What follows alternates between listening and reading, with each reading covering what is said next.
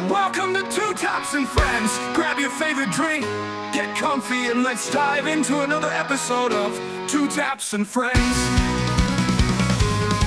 All right, welcome everybody back to Two Taps and Friends. Glad to have you all back. Today I have an exciting guest, friend of mine, colleague, and the best dog trainer in Florida, if you ask me. You know, Tim Mullaly. Welcome to the show. Thank you. Nice to see you. Good to see you too as well, pulling you away from your duties, you know. Tim trains dogs with his wife. It's a family business. They've been doing it for, why don't you tell us, how long you been doing it? How'd you get into it? 34 years. 34 years. Been doing it professionally 34 years. My wife, close to the same. Separately, though, So before you guys were together, you were both training dogs? yeah.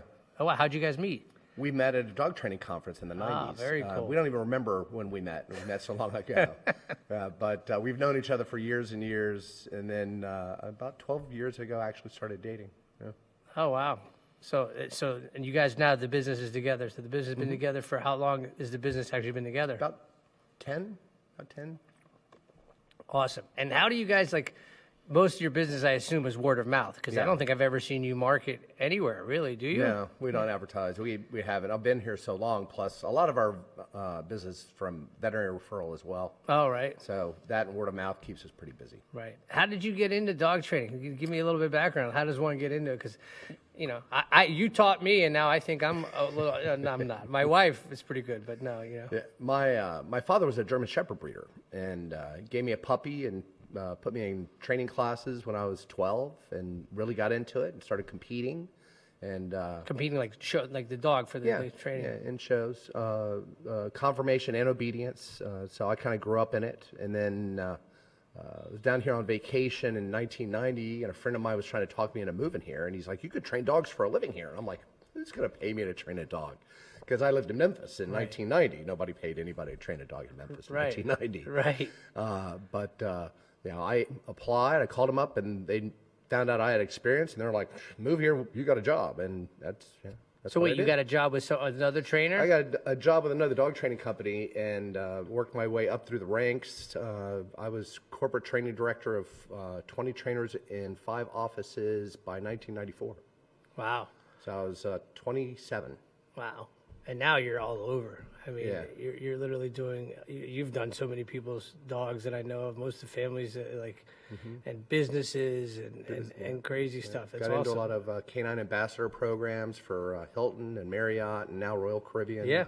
So had a Project Rover. You guys want to go look at Project Rover? Yeah, go ahead. On Feel free to Instagram. plug Project Rover. What is Project Rover? Well, Royal Caribbean appreciate it. Exactly, yeah. So- That's Royal Caribbean's thing, right? That's Royal Caribbean's thing. So Project Rover is it's basically a therapy dog program where they're placing dogs on the ship to live, just to greet the guests and be a nice little warm and fuzzy. You know, people miss their pets when they're on vacation. Yeah, I love to see a dog. I love golden retrievers. Everybody's golden retriever crazy nowadays. Everyone seems to have one. So when you're on the ship and you're walking around with this golden retriever, I mean, everybody. Oh, yeah. Yeah, everyone's like, "I miss my dog so much." Yeah, and they come running over. They want to pet her. They want to play with her. So it's actually been really successful. She's very popular. We have a second dog coming next month for the second Icon class ship for Royal Caribbean, the Star of the Seas. She'll be out of Port Canaveral. That's awesome. So she goes around with, she's the cruise, essentially the cruise dog. She is the chief. What's the name? Chief engineer? Chief dog officer. Oh, she's the chief Chief dog officer. Yeah, That's she's awesome. actually got a rank. Yeah. That's so, but she is a like just a little therapy dog for the crew and the staff and the guests. I think all dogs are therapy dogs. I think Yeah. they're unbelievable. It's funny because Jacob, Jacob, my oldest son. I don't know if you know him. You met him? Yeah. He just had appendicitis out of nowhere, and he's like 17, and we ended up at the Joe DiMaggio Hospital, Oh, wow. Children's Hospital. Scary, but he comes out of surgery, and they have therapy dogs there. They have the therapy dogs, and you should have seen the kid light up. And he's not even that. He likes dogs, but he was like, "Oh, doggy!" He gets all excited, and I'm sure somebody's training those dogs as well, right? Yeah, they have a big program at Joe DiMaggio actually. Oh, really? Memorial Hospital has a big program too. Yeah. That's awesome. Yeah, it's getting very, very popular. Oh, I think it should be because it's definitely effective. So, just getting to some questions I think most people have. First of all, everybody thinks that their dog is well behaved, right? That's what I I don't would know about that. I mean, not every people that come to you, but I mean, a lot of people that after learning with you, I've seen like dogs that they think are well behaved, and they are well behaved. They're not bad, but like there's so much more to learn for dogs, right? Oh yeah, well, there's actually surprising little study that's been done on dogs. Although we've been living so closely to them for so long, there's not been a lot of scientific studies. Really? No, so they're starting to catch up a little bit now, but there's a lot of things we still don't know. Like what kind of things? Well, things that we assume that we know, cognitive ability. How many words can they learn? Right. It's like, why do they, circle 3 times before they lay down? Right. Why do they have to, scratch after they go every time? What do all of these little behaviors mean? Some of them we know, but a lot of them, we don't. Right. And when it comes to medical, there's a lot we don't know about the medical end of things. Meaning like the dog's health or how they are, or like dog's how health? they help with your medical, with human medical. Well, the mortality rate for dogs right now is down. It's like, although medical care is up, it's like, why is that? Why do we have such an increase in cancer rates and things like that? Right. As far as purebred dogs are concerned, purebred dogs tend to have certain hereditary traits that sometimes overtake the entire breed. I mean, the Doberman is a perfect example of a Right. dog that's breed that's really close to extinction because of the hereditary problems that are associated with Right. it. I remember like the past we were talking about the brain being too small or too little, or what is I think the that was thing the with- Cavalier King Charles What is Spaniel the might thing be with the that one. Dobermans? Von Willebrand's disease, I believe it's a blood disease. So But golden retrievers are very prone to cancer. Boxers are really prone to cancer. There's a lot of purebred dogs that have a lot of hereditary problems that we still haven't gotten to the bottom of and how to avoid. why is it the pure breeds? I mean, it might be a stupid question. Why are the pure breeds more prone than the mixed dogs? Like the mixed dogs, just because there's different prones for different breeds, so they have a better chance of not, because they live longer, right? Well, you got a much more selective gene pool. You're getting outside of my area of expertise. too. A little That's bit, why I but mean, there's a lot less variety in the gene pool. When you're dealing with stray dogs, for example, or certain dogs that breed themselves. They decide who's going to breed, because in the dog pack it's very complicated. It's like Right. not every dog is allowed to breed. They're not all going to breed because the entire pack has to bring the litter up. So, that cooperative care means that, the alphas puppies are going to be the ones that are most likely to survive. I mean, with the stronger bloodlines usually. Exactly. So, the Basenji, for example, is a really hardy breed because it's one of the few purebred dogs that ran around loose around the tribesmen, and they controlled their own breeding program. So they typically are pretty healthy. Wow. And Yeah, that's a but, breed out of where? Where are they mostly Africa. found? They're African breed? And as far as like novice owners, just to kind of get some questions most people like, for novice owners, what do you find like the best breeds for a novice owner? The easier to train, I guess. Well, as far as breed is concerned, there's a lot of them. And, there's a lot of personal preference, especially when it comes to appearance. But I tell people that there's 3 basic types of dogs. There's the type of dog that's bred to work with man. There's a dog bred to work for man. And the dog that's bred to not work at all. Basically just sit in your lap and keep you company. Right. Those companion dogs, like Havanese and Bijans and Maltese, pugs, these dogs are really bred down in temperament, so they're much less likely to have problems. So for a novice owner, those are pretty good. A lot of the designer dogs, like the Cavapoo, really good first owner dog. Is that just because they're bred to just sit still, or because of the mix of the two of the poo? You know what I mean? It's because of the poo. Well, they're bred to be a companion dog. They're not really bred to work, so they don't Got it. have drive, and they bred a lot of instincts down in dogs like that just make them easier to own. So you won't have to walk them as much. You won't have to run them as much. Is that what you're saying? Kind of. Not that you're Kind condoning of. that. Every dog needs training. Every dog needs socialization. But as Right, far right. as some are easier than others. The companion dogs are really bred down in temperament a lot, so they're, Got it. in my opinion, a little easier to own. And then the second of that would be the dogs that are bred to work with you. Take commands, German Shepherds, Labrador Retriever, Golden Retriever, any kind of bird dog, hunting dogs. Right. These dogs are bred to work with people and take commands, and they're bred to be trained, and they're bred to be under control to a certain degree. So those dogs typically do well with beginner owners. And then the dogs that are bred to work for man are supposed to be more free thinkers, more independent types, dogs that are ready to just go do their job and not look back for you. Hey, am I doing this right? Right. Like terriers. Terriers are all bred to basically, keep vermin off the farm, snakes, rats, fox, things like that.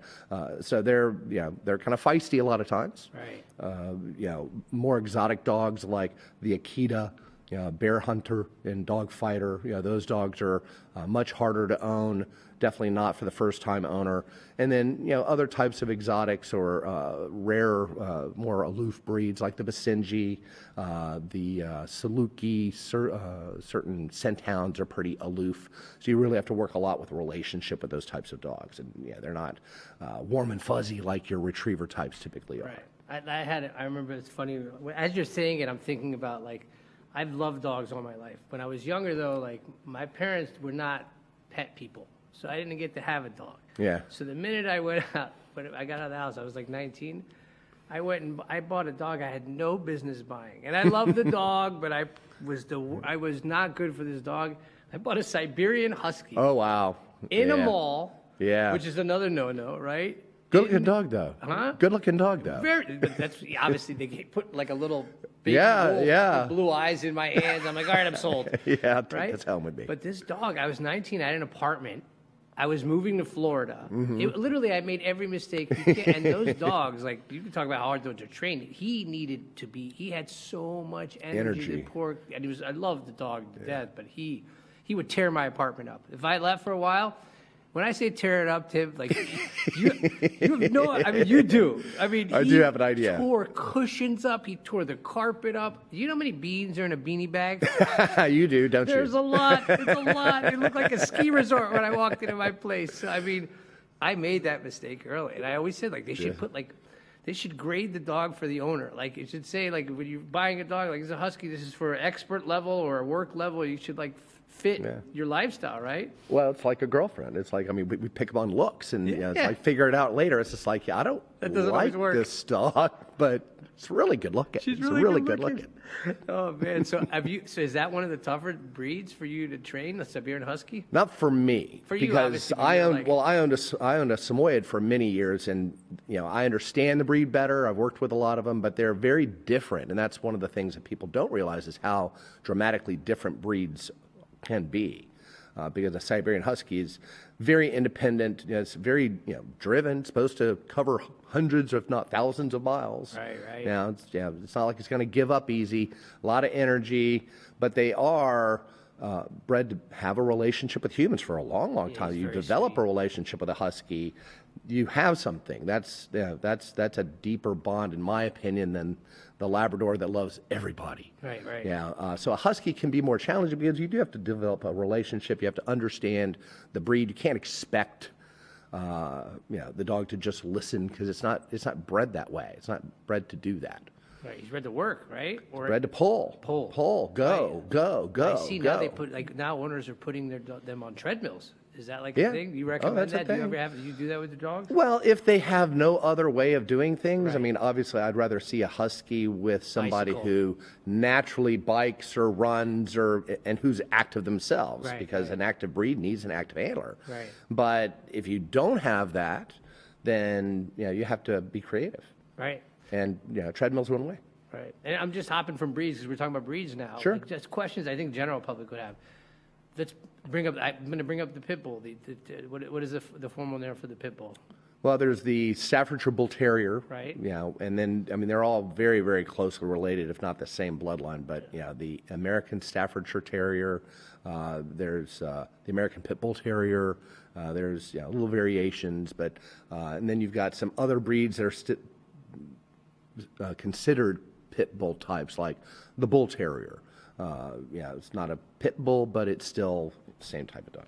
Anyway, these dogs, number one, they're terriers. They're bred primarily to fight other dogs. They're not supposed to like other dogs. They're bred to dislike other dogs. So when people get them, I find it surprising that they don't know that.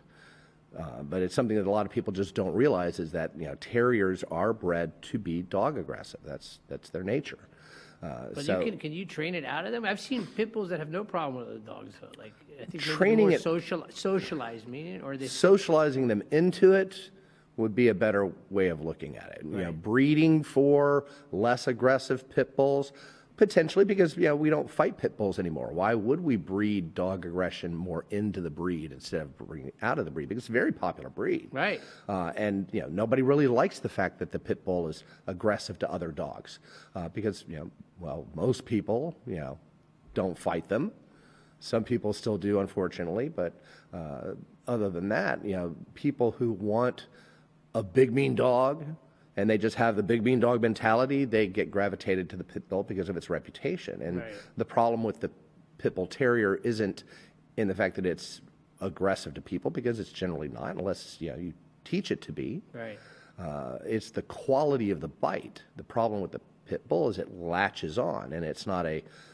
People say it's got a lockjaw, which isn't really true. That's not a physical thing. It's more of a mental, they won't let go, instinctive behavior to latch on. Right. Yeah, there's a lot of places in the wild where that would be useful. Like if you're hunting moose and you're the nose dog, you want to jump up and latch onto that nose and don't let go. Right. Yeah, and that's what the pit will do. The pit will latch on, and because it latches on pretty quickly, the damage that's done is typically greater than right. what you would see out of a German Shepherd. A German Shepherd, for example, is known for typewritering. So especially when they're younger and they're just learning to bite, they tend to, if they do that at all.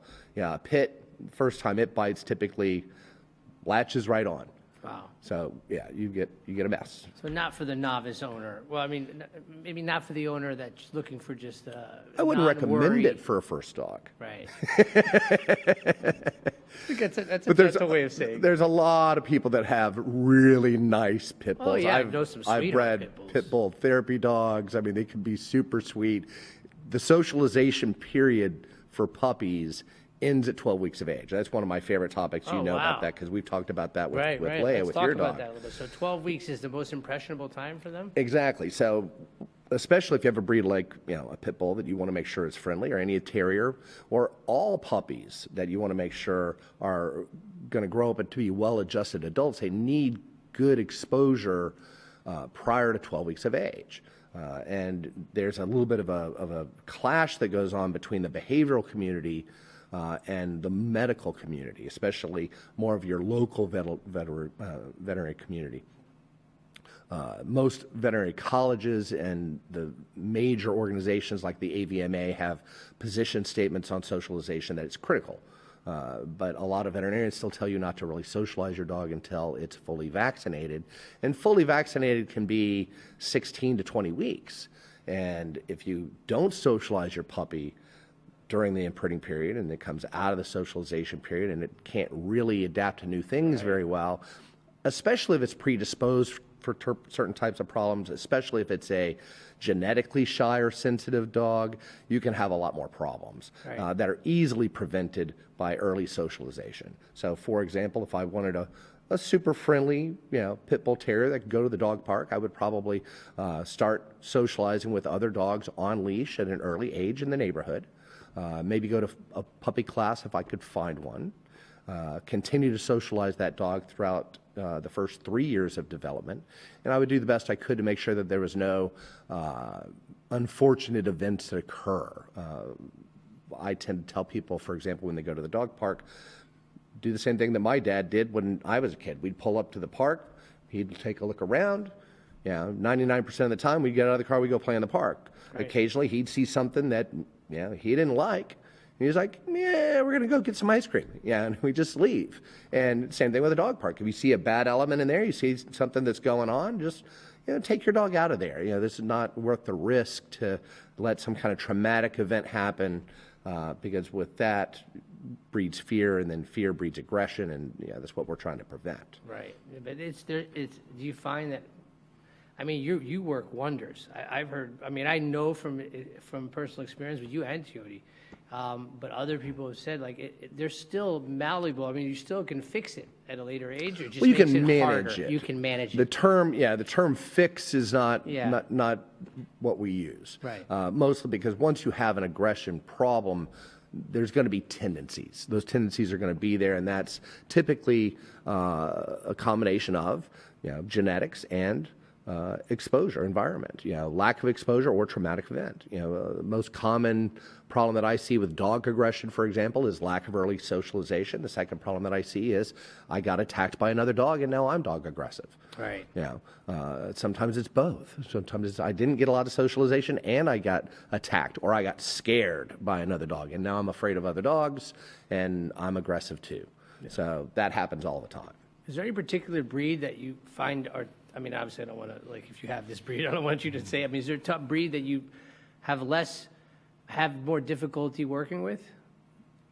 More difficulty working with? I mean, I know you've been doing this for a while, so I'm sure, like... Well, I would probably say the same type of thing, which is when it comes to working with someone else's dog, if it's an aloof breed, or it's not very well socialized and aloof, then it takes some time to develop some trust and develop a relationship with that dog, as opposed to a Goldendoodle that's typically going to jump all over everyone who walks in the door and lick their face and knock them down. And it's like, those types of dogs, and Golden Retrievers and Labrador Retrievers, those dogs are bred with high social attraction.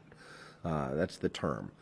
So it's very important that they are really interested in people, because you may leave them in a pen for 9 months, and then bird dog season comes around, and hey, we're gonna go hunting, and he needs to be happy to see you. But you do that with an Akita, you're gonna have a problem. An Akita needs to have a lot of relationship building and continue with a lot of relationship building.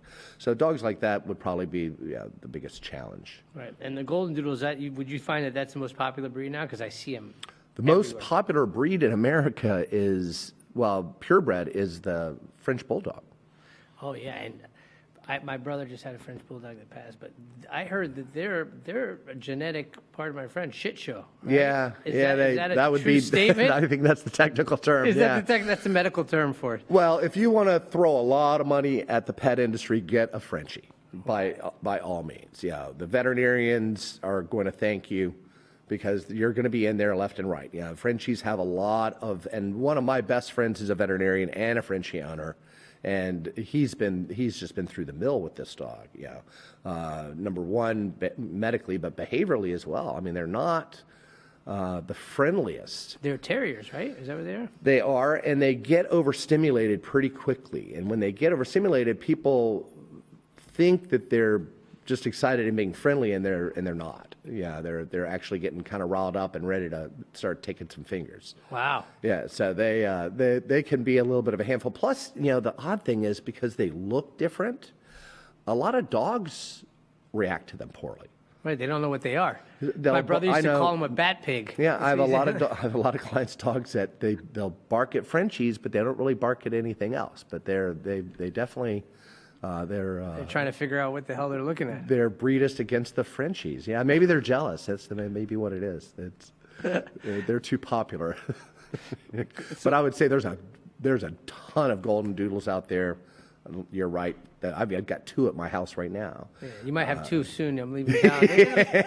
I'm gonna you haven't met my new one yet. You haven't met the new one. So no, I know Teoti has. So she's so sweet. Like we adopted one, and we needed Teoti because you were Teoti because we found that she would use the bathroom, and that she would pee in the house. Just weirdly, she would pee in the house. And I think Teoti said to me she thought she was scared of men. She thought it was very strange. I would come up and she would be so timid and come crouched, And Teoti's like, Danny, sit down. Teoti's like, sit down for a second and call her. And then she would come a little bit closer, and we realized that she was maybe not socialized to be around men. Right. And I mean, I think that it was a lesbian couple that raised this dog. So that was the only thing that I could think was maybe there weren't a lot of men around, you know? Right, exactly. And that it was pretty interesting. But she's a sweetheart. This dog just wants love. This dog would just come and just want to pet with you, will lay on you for hours at a time. I think so. Those are would you just say this one of your favorite breeds to train, or easiest breeds to train is a Goldendoodle? I certainly, well, they certainly keep me busy. So I don't dislike the Goldendoodle. Right. Yeah, and I have a little bitty one at the house right now. It's really cute. His name is Dune, and he's. His name is Dude? Dune. Oh, I thought it was Dude. I thought Dude like Big Lebowski, Dude. Yeah, Like, no, I've had one though, but he's the last dog that he owned. This owner owned was a Goldendoodle as well, so they tend to be popular. Once you get one, you tend to stick with Exactly. them. I don't know that I'd buy another one, but I tell people that's a good dog for novice owners. Would you think that that's a safe, good dog, or what do you think on Yeah, that? yeah. Well, Right? they're a little active, Yeah, but they they're are. hypoallergenic theoretically. So if you have allergies, it's a really popular breed. Really good. Yeah, they breed don't to have. shed. I mean, mine doesn't shed. I've seen other ones that shed a little bit. They're not supposed to, but you really have to do genetic testing on the parents to make sure that the litter is hypoallergenic. They need. I throw the ball a lot with these dogs. They're retrievers, so I mean, I found that they really need that. But other than that, they just want love, and at least mine. I don't know from everyone's. I mean, another question I have for you is like, do you ever train like wild animals? Because we see a lot of these people with wild animals. You see tiger owners and like wolf owners. Do you ever have to do stuff like that in your practice? I haven't done as many in my practice. I trained a couple of wolves and wolf hybrids back in the 90s down here because they were way more popular back at the time. But I've trained other wild animals, but more in training programs, like at the Shed Aquarium. Went there and trained beluga whales and dolphins, and worked with a couple of different species there. And when you do that, how do you have to just study the species a little bit and find out like what they respond to, or is it something that comes to you automatically? Is it a similar thing to dogs, or? Well, so far as the behavior is concerned, Right. Behavior is not species specific, meaning I guess that everybody was the learns the question, exact right. same way. So, killer whale and a beluga whale and a dog are going to learn the exact same way. The process is the same. So if I'm trying to teach behaviors or modify behavior in any animal, I'm going to want to try to associate behaviors that they're doing with consequences, with the rewards that are going to follow. So having good timing, consistency, having some criteria where you kind of have an idea in your mind of what you're doing before you start typically helps. Right. Understanding the species is critical. In the programs that I was in, I had the luxury of someone just telling me. It's like over my shoulder. Okay, belugas are going to do X, Yeah, Y, Z, right, and right. they're going to do this and that. And they're going to combine. They're going to bump you a little bit, and you're going to be okay. Yeah, The whale's gonna bump you. Don't worry about the it. elephants, they're going to do this. They're going to do that. Stay out of reach. You'll be okay. That kind of stuff. Stay out of reach. Just stay out of reach. You'll be fine. Yeah. Well, elephants are always trained with protected contact by law, so you can't get into the enclosure with them. You have to train them through some type of device. But with dogs and the job that I do, obviously I'm consulting with behavior, with pet owners on behavior. So I need to know the species really well, Right. in order to explain to people why their dog does the things that they do. Because probably one of the biggest problems that we have is people get mad. And they get mad because they expect a dog to be something it's not. They Right. expect it to be doing something and it's not, and they get mad, which isn't good. It's not appropriate. It's super common. Can't say I've never done it, but that's just typically what we do. So getting people to understand why their pets do the things that they do, and it's not out to get you. It's not plotting. It doesn't have an agenda. It's just being a dog. Actually, I think it helps people a little bit relate to their dog a little bit and have the patience to work with them, Right. And to work through problems instead of just getting mad. Sometimes you just can't get past that with people. They're Well, people are lazy. Like I have a friend, for example, who uses like these trainers that like he just sends the dog away for a few weeks. Mm-hmm. But then when the dog comes back, he's not trained or changed his behavior whatsoever. yeah. And I remember thinking, like, how is that going to last? Like, what is your thoughts on that? I mean, you're going to undo the behaviors in training, aren't you? Can you train a dog permanently and then give it to an owner that's not following any of the rules that you teach? Nope. It's impossible, right? Yes, it is. So we used to do a lot of this, and Or taking the dog for weeks and then we giving used it to back. do we used to do a lot of boarding training for existing or for new clients that had already had the dog for months, and dog gotten into all kinds of bad behavior and things like that. And sometimes it took a lot of work to change those dogs and modify their behavior back to where it was something that was appropriate. but it's contextual because it's about the trainer. In my case, it's about the trainer, and it's about the environment. Your dog at my house with me is going to learn what to do, what not to do, and how to behave, and what to do, because I'm consistent, I'm repetitive, I have control over my environment. Everybody in the environment is doing the same thing the same way. We're all part of the team. We're doing that. Right. Well, if you do that and you don't work with the owner, you don't make sure that the owner has the handling skills and the mechanical skills that they need to support that, then when the dog goes home, they basically undo the dog. Right. And in a lot of cases, because behavior problems have already been established in that home, when that dog goes back to that home, it wants to regress and go right back to what it did in that home with those people, which would be normal. What we do more now is fully trained puppies. So, my wife and I sat down and decided that, we have too much business. What business do we not want? Well, the business that we don't want is the business of the client that's already ruined their dog, wants to send the dog to me to fix it, and then doesn't want to do anything when the dog comes home. Right. Because for us, we spend a month of our lives working with this dog, living with this dog, because our programs are in home, so they come and live in the home with us. It's not in a kennel where I just leave it in a cage and a couple of times a day I go out there and work with it. Yeah, my dogs love your house. It's their vacation. They know they're going there. They love it. They love it. They're like, bye. They're like, see you later. Yeah. So, working with the owner hand in hand so that the owner can, make sure that their dog responds to them is really more what we do. So when we get a new puppy from somebody or somebody wants to get into our program, we always interview them first if we don't know them, because we want to make sure that we're on the same page. This is what I can do. This is what I can't do. This isn't a magic wand. You do have to learn how to do this if you really want your dog to perform at the level that we trained it. Right.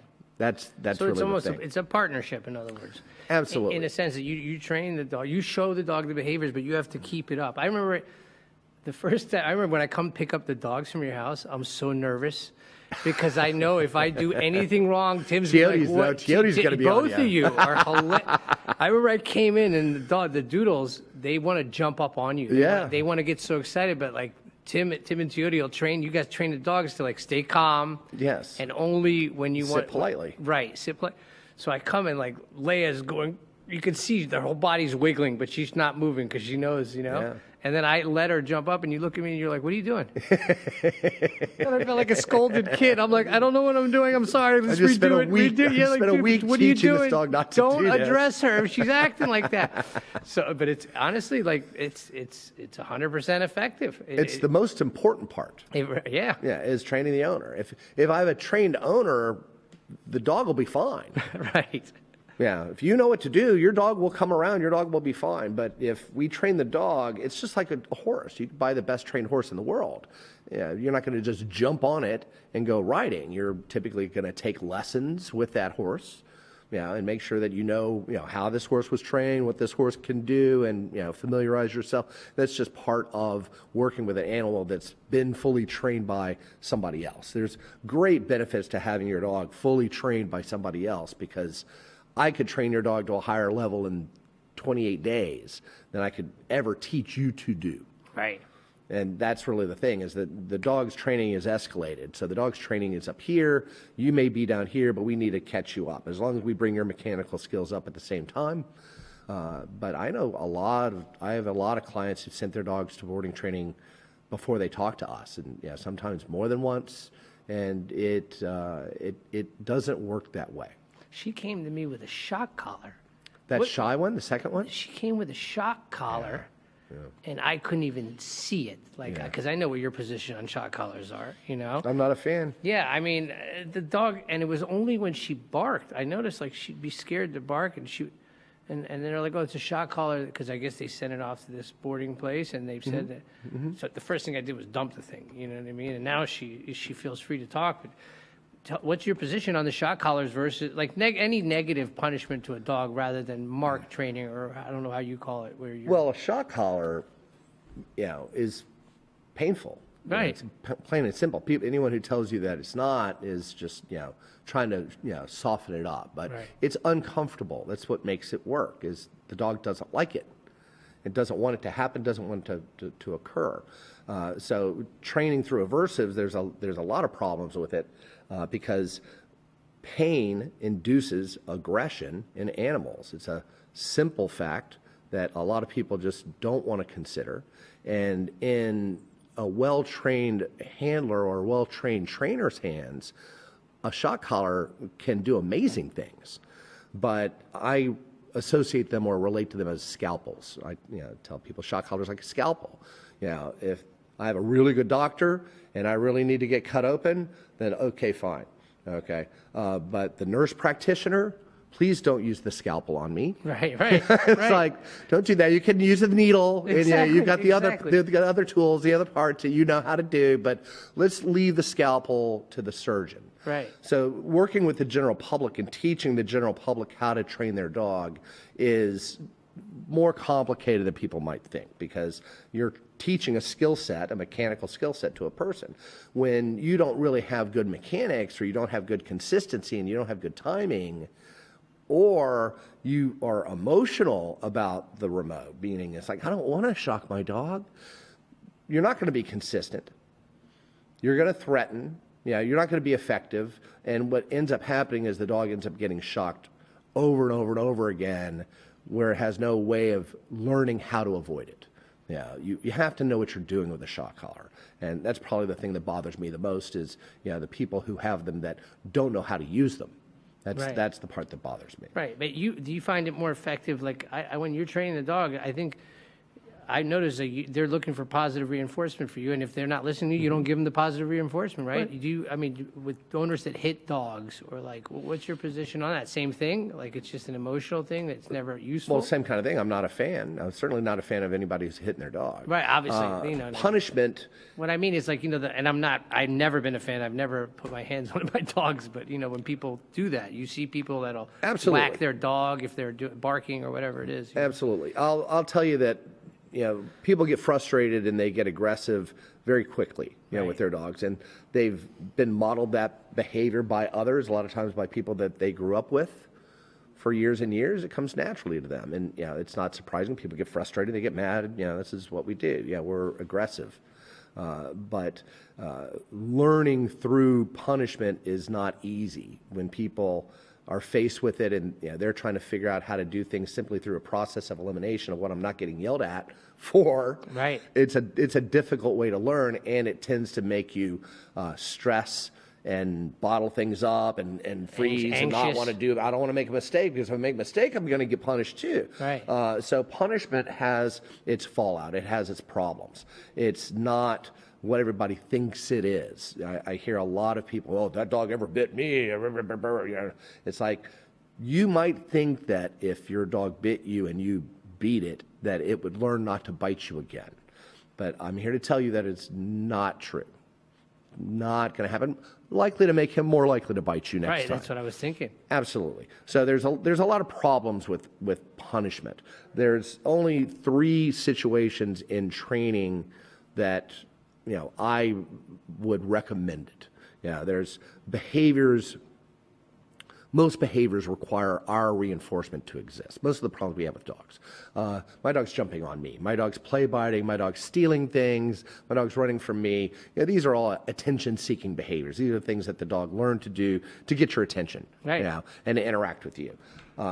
We don't need to punish any of those, because the only reason they exist is because we reinforced them. So if we just stop reinforcing them and we reinforce something else, it's really that simple. You've seen me work before with a dog that I come in and the dog's jumping, and I just ignore it. My dogs at the beginning. And eventually it sits, and when it sits, I pet it. Right. And then it's like, oh. And the next time it jumps on me, I ignore it until it sits, and then I pet it. And then, after a few visits, when I come in, it just comes up and sits, because it knows that jumping is not going to get reinforced. Sitting is. So this is what this guy likes, so this is what I'm going to do, because this is what gets me attention. This is what works in this situation. Behaviors that don't require our reinforcement to exist. Housebreaking, your dog eliminating in your house, your dog destructively chewing on furniture, your dog's stealing food off of counters. These are 3 things that you're not going to fix with a cookie. We can take our dog outside and reward them for going to the bathroom outside, but if your dog's going to the bathroom in the house and it's not being interrupted immediately every single time, well, then it's getting reinforced because, well, I feel uncomfortable. I go over here. I relieve myself, which is why it's called that. Right. I feel much better now. It's self-reinforcing. So the more they do it, the more they do it, the more they do it, and the madder people get sometimes. Sometimes they hide, and the owner thinks that, oh, well, he knows what he did was wrong. Right. Yes. So they get mad. They get more mad about that, and that's obviously a problem because that's not true. But those situations, you need to use some form of punishment. We don't want it to be over the top. We don't want to freak them out. But at the same time, if your dog learns to steal food off your counters, you probably won't ever fix that. You might fix it with electricity. And some type of automated system that's going to shock the dog every time he gets on the counters. But once a dog's gotten up on your counter a few times and pulled off a turkey, you know what I mean? Or a loaf of bread or donuts or whatever, and they've eaten it, they will try over and over and over and over and over again. And at best, what people might end up with is a dog that doesn't jump on counters around you. Right. As soon as you're out of the room, it's the minute you're gone, I'm up on those counters. So what's the fix that on dog that? can never be left alone. The dog what it needs is, to be right? confined. He needs to be crated for life. It's like, I would rather correct the dog a couple of times and get him to learn while he's young. Do not ever do that again. Than to risk it having to be crated its entire life. So he either need to be created when you're not around, Yeah. and then he has to be around you all the time, the dog, Yeah. right? That's the only way. Once you have a problem like that. Right. Yeah, once you have a problem like that, that's hard to fix. Food, I'm stealing food off the counters when nobody's looking. Or just only food on the counter, I guess, at that point, right? Well, that is one solution. Yeah. But what does it doesn't teach correct the the dog? behavior, nothing. It doesn't teach the dog. No, anything. it corrects your behavior, I guess. Once you have the problem, it's really hard to fix. Once you've got a housebreaking problem that's gone sideways and your dog's been having accidents in the house for weeks, it can be hard to fix. Yeah, like we had with her when she came in, the new dog, and she would just pee in one spot in the back, and we had to shut that room off and keep her around us. We always had to watch where she is. Like if she gets out of the area, we leave. We have to put her in the bedroom, Because everything's in the present. You've got 0.5 to 1.5 seconds. Wow. To associate anything with anything. So wow, it's is gotta that be, true for every behavior of a dog? If you don't catch them It's right true then? for every species, for every animal. Wow. It's even true. Ask your wife. Go home and say, "Honey, you looked really good yesterday." See what she says. Why didn't you say something yesterday? Right. Or you looked really good earlier. So the people that go and shove the dog's face in the pee, that's just nonsense, That's right? just Nonsense. And the dog doesn't know what the hell you're doing. So my father was an advocate of the rub his nose in it type of thing. Right. And when I first became a dog trainer, my dad was thrilled I was a dog trainer. He loved that stuff. But he always wanted to talk to me about work. And it's just like, well, we talked about housebreaking. He's like, oh, blah, blah, blah, after the fact corrections work great.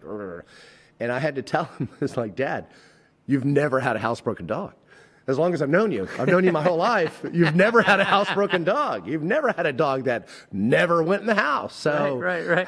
That was the argument point that finally got him to give in. He was just kind of like, good point. yeah, I got nothing. It's like, my track record really isn't 100% there. So he finally gave up on it. But dogs will do all kinds of unusual things when you use after the fact corrections, but rarely I stopped going in the house. Normally, it's everything else you did that got them to figure that out. Right. Yeah. Have you gotten bitten a lot? I guess a lot of general public would ask I that have question. been bitten a few times. Yes, been bitten a few times. The worst bite I ever had was the last bite that I had, which was 12 stitches. Oof. By a golden retriever. Golden retriever. Yep. And wow, so I missed what was? Can you tell me what the situation was? Well, the dog was unsocialized. It was a golden retriever that had grown up in the woods of Gainesville. This is during the pandemic.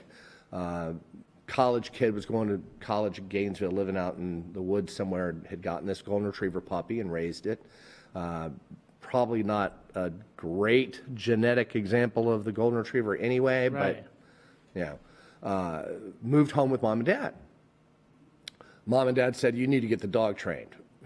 And mom was a traveling doctor. She did a lot of volunteer work in third world countries and things like that. So she wasn't there for the first few lessons that I was there, but I've been there a few times, and the dog definitely had issues with strangers, aggression issues with people and things like this. But I didn't see any aggression towards the family until the third lesson when the mother showed up. And the mother tried to walk the dog, and the dog didn't want to go, and she went and tried to grab him by the collar. When she went to grab him by the collar, he went after her. Oh, wow. So, right in front of you. Right in front of me. So I stepped in, and I grabbed the dog and got the dog off of her, and I got bitten. Oh, wow. Yes. Not fun. No, it wasn't. No, it wasn't. But being a doctor, she, stitched me up right there in the bathroom. Oh, really? Yeah, she did. Did a You good got job. immediate Look at that. stitches. Yeah, I can't even see anything. Yeah. You're showing me. That's Yeah. great. No, she did a good job. Yeah. All right, I was like, okay, well, I don't have to report the bite now, which is part of her reasoning, and I don't have to go to the hospital now, which saved me time. So I was like, okay. Then. How do you correct that behavior with the dog like that? You just have to now not put the dog in certain situations? No, there's a lot of protocols that you use for desensitizing, a dog to something that it's triggered by. Having your dog, some dogs you grab them by the collar when they're in trouble. Some people who use these after the fact corrections like you're talking about, they associate collar grabs with something really unpleasant. So you go to grab the dog by the collar, it might react. Why this dog reacted to collar grabs is, I have no idea because, I didn't know what happened prior to that day. Right. But for whatever reason, he was not having her grabbing him by the collar, and, he went after her. You still work with that dog? No. Because of the bite or just because of I geographics? don't work with the dog anymore, not because of the bite, but because of the son, because the son got mad at me. Oh. He blamed me and told me that I escalated the situation. And By what? Getting the dog off his mom? yeah, I was going to ask you, like, what are your craziest fights with dog owners? That's pretty crazy. yeah, that's it. It was sad. Yeah, It was sad more than anything else because it was just one of those things where, okay, well, this is, the son can't see the dog in a negative eye. The parents can't see the son in a negative eye. Right. So everyone's really kind of doomed to being bitten by this dog because nobody's really going to do anything about it. I didn't go back because the son wasn't taking the problems that the dog had seriously enough to warrant me putting myself at risk over and over again, and B, my reputation. It's just like, I don't want to go out there and work week after week after week on an aggression case that's not going to get fixed. Right. It's like, you need to take aggression seriously. You need to work hard at it. And if you do, there's a lot of things that you can do with aggression, but you don't treat aggression with aggression. You don't punish aggression out of a dog. You don't punish fear out of a dog. Dogs react aggressively, mostly because they perceive a threat. So if you train them that this is not a threatening situation, this is okay, they tend to figure that out. What's the craziest thing you had to train a dog to do in the past? Because I know you were telling me some crazy stories before. What's the wildest thing, just to kind of show the parameters of what you can do with a dog? Well, probably the Royal Caribbean deal is big housebreaking wise because this is the largest cruise ship in the world. Right. It has the largest restaurant in the world on it. It's so much larger than anybody's house would ever be, and this dog has to go to the bathroom in this one spot on the entire ship. Oh my goodness! So it's quite a housebreaking challenge to say the least. So that's the toughest.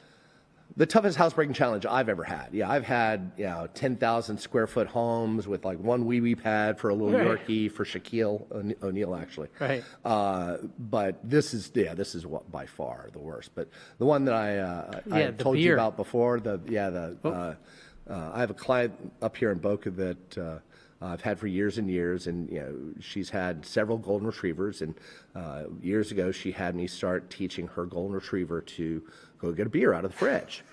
And it just started off with basic obedience, and then she just kind of got into training and started having fun with it, which a lot of people do. And we started doing all kinds of tricks and things like that. We didn't stick them up, your hands up against the wall, play dead, roll over, get me this, get me that, and then it kind of evolved into get me a beer. And it could be get me a water, too. The dog would distinguish between beer and water. And I trained 2 golden retrievers for her to do this. And they're on my YouTube channel from eons ago. And during the pandemic, she was thinking about getting a new dog, and she was looking at the Goldendoodle, and she wanted to know my opinion. How trainable are they? How good are they? I don't know. Should I do this? Should I do this?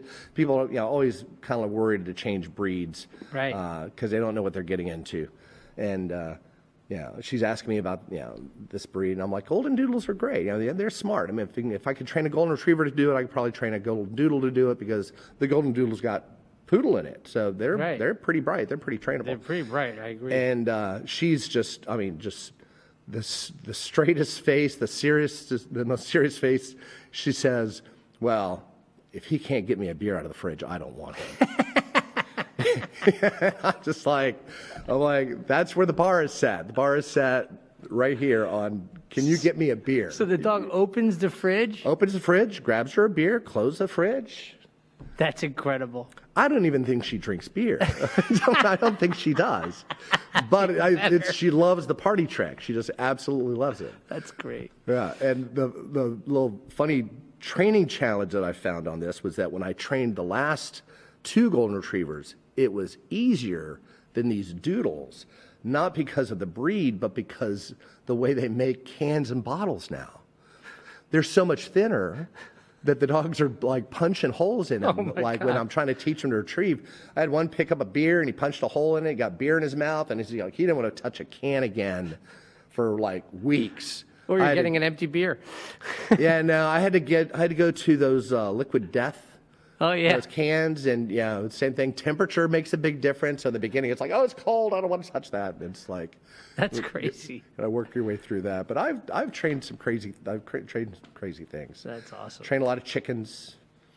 Yeah. To do what? Stupid things. Just stupid things in training programs. Yeah. It's a good spot for us to end. I really enjoy having you on. It's always fun. I hope to have you on again. Sure. We can get into more stories, because I could do this with you for hours. Your stories are so entertaining. Thank you. That's why I get so excited when we get to even come around you guys again. I'm like, because you train the dogs too well. My dogs, they're so good. I'm like, let's go find something else for them to train. That's when we got the new dog. We were so excited to get you guys another back. dog. Yeah. You got room for 3. Work on Sylvia. Work on Sylvia. I'd have 8 dogs if I could. Yeah. Yeah, but I appreciate you coming on. Thank you so much, Tim. Good I'll have you on again soon. And thank you to viewers for showing up and listening again. Can't wait for the next episode with you. Thanks for listening to amazing Tim. Please like and subscribe. I'm being told to say that after every episode. We're on Spotify. We're on Apple Podcasts, YouTube Music, iHeartRadio. We're everywhere. Thank you so much, everybody. We love you. Cut.